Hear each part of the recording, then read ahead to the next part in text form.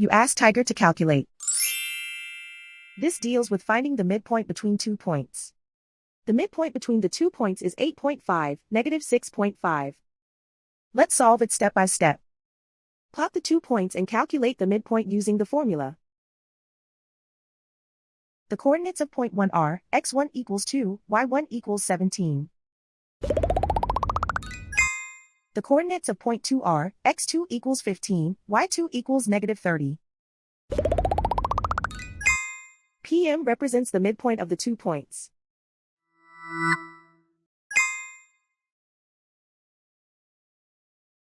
Use the x values in the midpoint formula to find the midpoints x. x1 equals 2.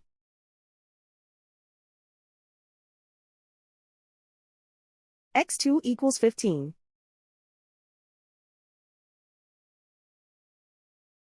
Simplify the arithmetic.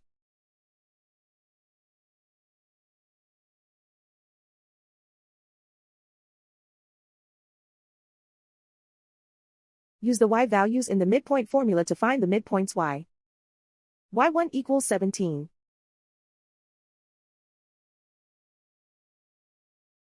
y2 equals negative 30. Simplify the arithmetic.